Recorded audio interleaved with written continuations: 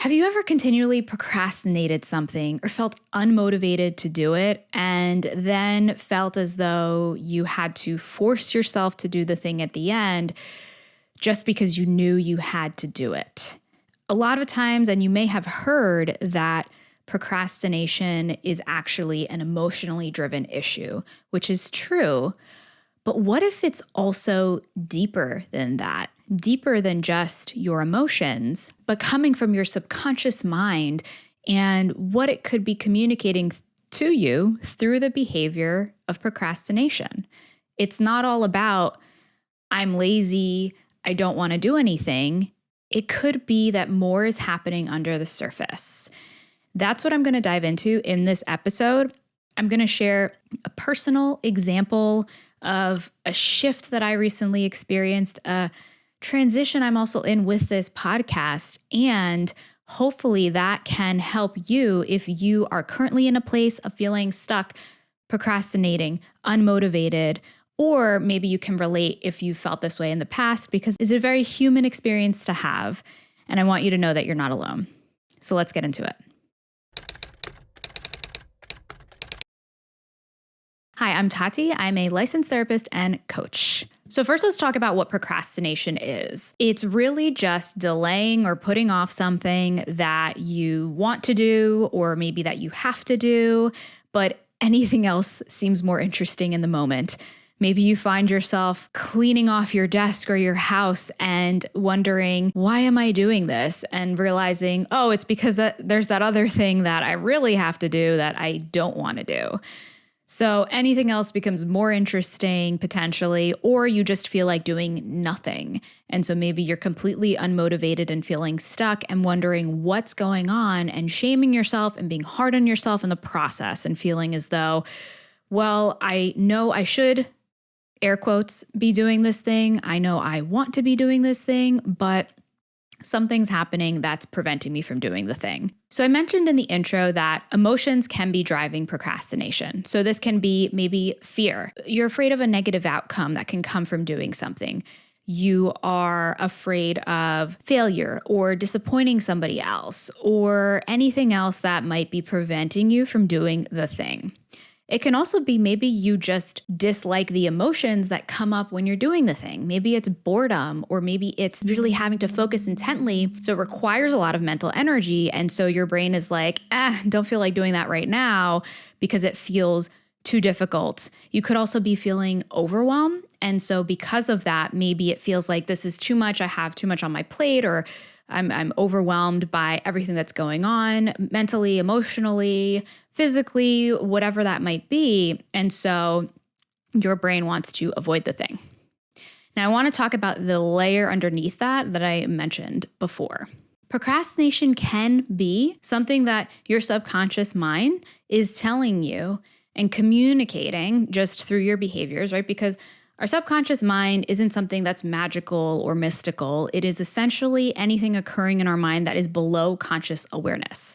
So this is something that happens in all of us. We are never going to be 100% consciously aware of what's going on in our mind because there's so much going on, even just to keep us alive, that we're not necessarily consciously aware of.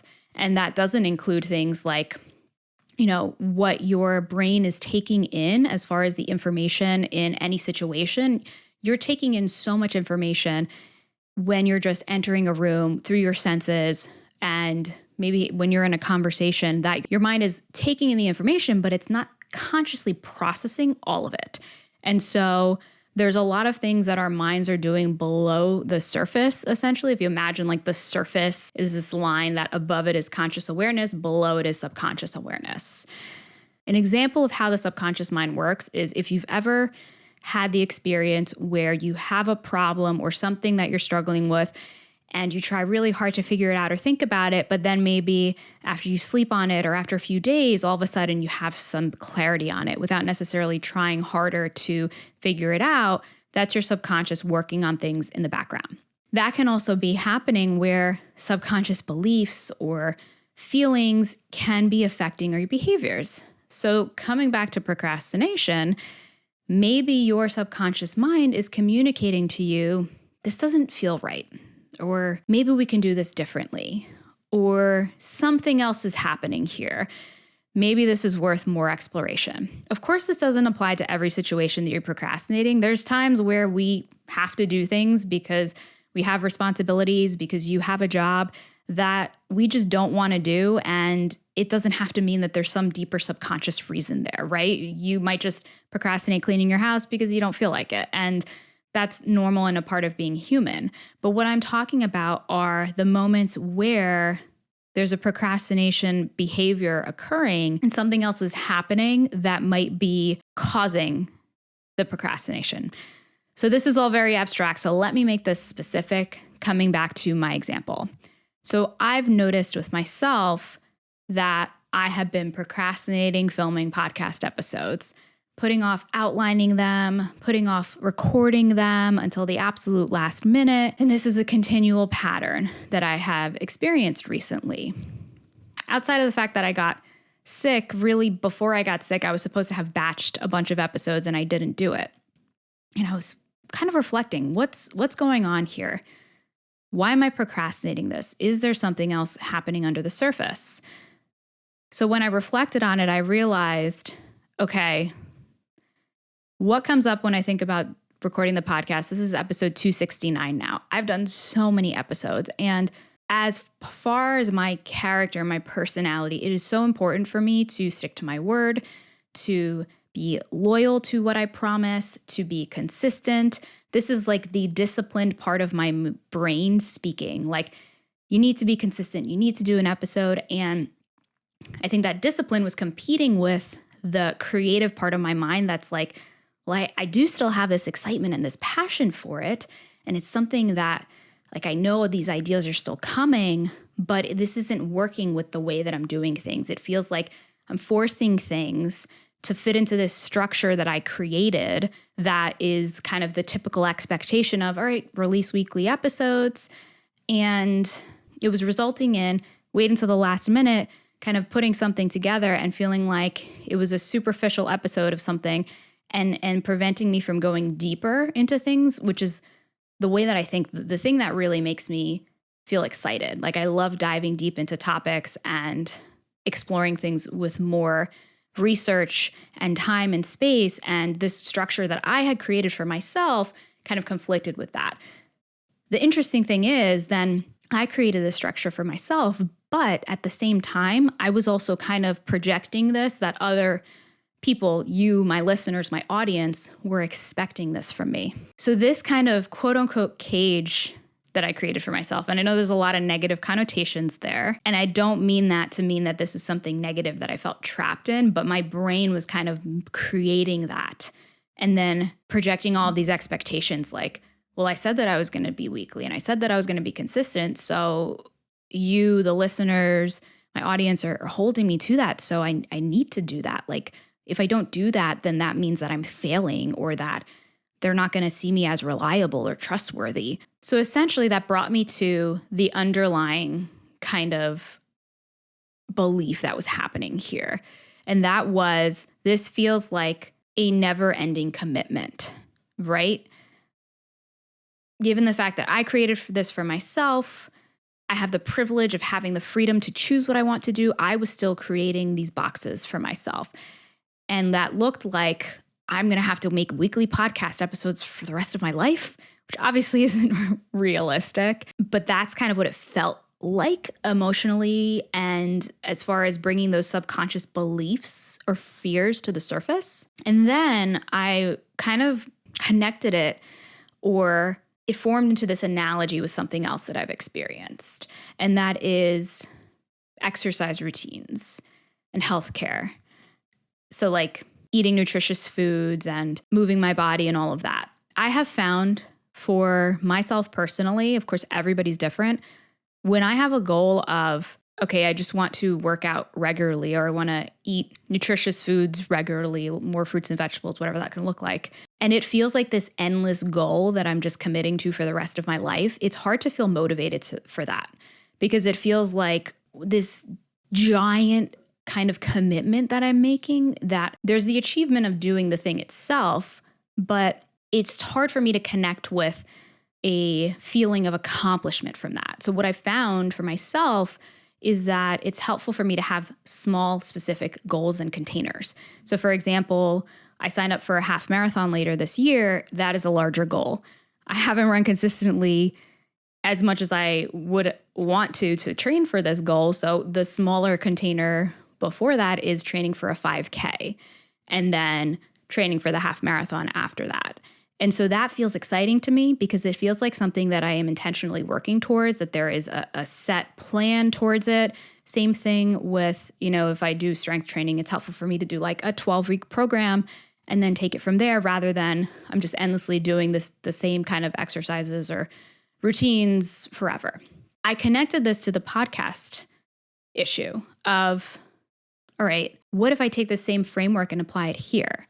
Rather than the idea of doing episodes weekly for the rest of my life, what if I try to look at this differently and think, okay, maybe I can have these smaller, not necessarily goals, but these smaller intentions of, I know sometimes people do seasons. I kind of reflected on that and listened to what came up. And I was like, because that still feels like, okay, I'm doing a season for 6 months or for whatever the period is, and then taking a break. And it's like, it still feels like it's random and it's continuing to create for the sake of creating. Then I thought of, well, what if I do themes, like these pockets of theme deep dives? And that is something that really excited me. And so I kind of went into that and started brainstorming. I was like, wow, I have all of these ideas. I have this list of ideas that I can even make them into these pockets of themes. And that allows me to deep dive and do maybe more research or get deeper into a certain concept and tying that with taking a break in between. So I don't want to commit to I'm taking a break for a certain amount of time and then doing a certain number of episodes, but this opens up freedom to allow my creativity to thrive. And then my motivation has come back. This is kind of like my transition of I'm communicating, this is what's coming up for me, this is where I'm thinking of leading things. And that in and of itself is creating a space for actually me to connect more with myself and express myself in a more authentic way. And I kind of thought of this as the process that many of us go through when you're learning something new, when you're cultivating a new skill or starting a new position or whatever that looks like, right? There's phase one, which is you're learning from somebody else's framework. You're kind of taking that and doing it. And so you're kind of doing things according to how somebody else has done them. Phase two is the combination platter of you're taking somebody's framework and then kind of putting yourself into it. And so you're kind of balancing the two at once and finding a way that feels and how that looks. And I've realized that now I'm transitioning into phase three, where now I'm kind of going off on my own path and letting go of any of the previous frameworks.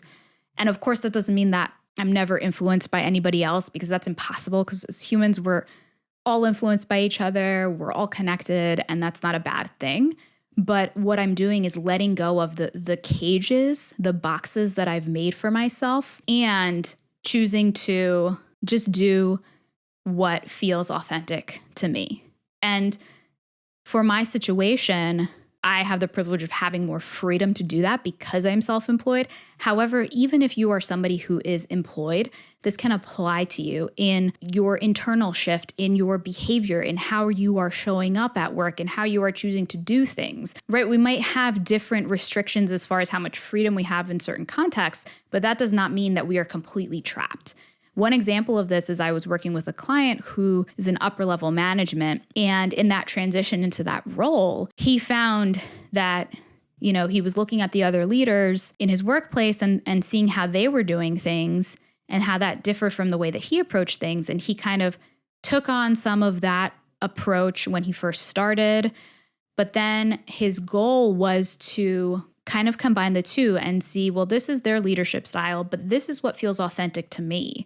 And so how can I take those two, inject myself into this style, take what works, and then form that into my own approach? So that's how this can apply if you're somebody who's employed. This can apply outside of work, in personal situations with your family members, anywhere, even if you want to take the exercise example that I shared. So ultimately, what I am encouraging is that you use your behaviors, whether that is procrastination, or your emotions, whether that is feeling stuck or overwhelmed, as signals to encourage you to reflect and ask yourself, what is happening here? Is this trying to communicate anything to me? It could be what I just shared. It could be something completely different, right? There's nuance within this. There's no right or wrong or perfect. It's about listening to yourself and building that muscle of listening to yourself. Because oftentimes, if you're a high achiever, you can kind of be conditioned to this pattern of continuing to push through and ignore that inner voice that is telling you that something's not working, that's maybe trying to communicate you're heading towards burnout, this isn't sustainable. So building that muscle of listening to yourself and questioning the boxes, the cages you might be putting yourself in subconsciously without even realizing it. That is powerful. And what this looked like for me, the process was first noticing what was happening and how I was feeling, what the pattern was, what the behavior was of, oh, it's been a couple weeks and I keep putting this off. What's happening here? Number 2 was then I sat down and I journaled and I intentionally became curious about this. This is what I'm noticing. Why could this be? For me, this is something I have done over and over again. So it's a skill that I've built that has become more automatic. If there's something that you're new to, then it can take time and intention. And I have a resource that I will share at the end of this episode that can help you with that. Step 3 for me was processing this more deeply in therapy to kind of get another perspective and allow me the space to verbalize and process what was coming up. But again, I want to emphasize it doesn't always look the same and it doesn't have to. This, I hope, is just your permission slip to take what's happening, take what your experience is, and not just brush it over and say, I should be doing more, I'm so undisciplined, I'm so lazy, what's wrong with me, and beat yourself up, but use these as signals to recognize what's happening and to understand yourself better. Because when you can do that, that's when you can get to a place where you feel less stressed and anxious and overwhelmed. And you're better able to manage stressful situations when they do arise. It's not about eliminating these negative experiences because they're helpful signals, but it's about actually listening to and recognizing them.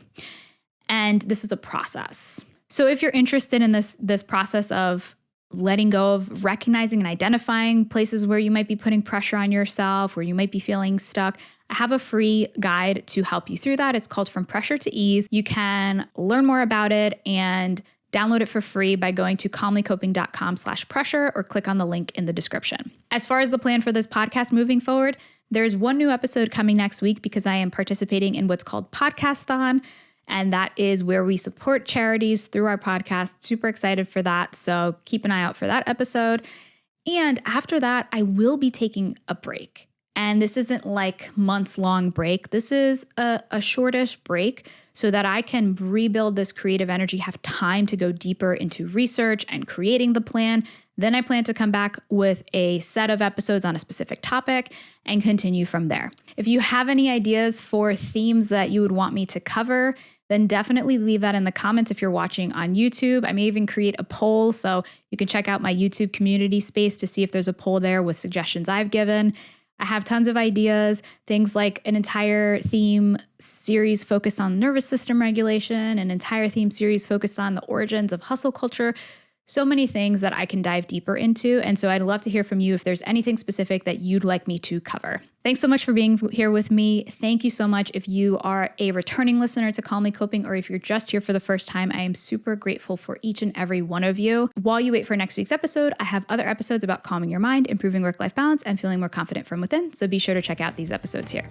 Thank you so much for tuning in today. And until next time, be calm.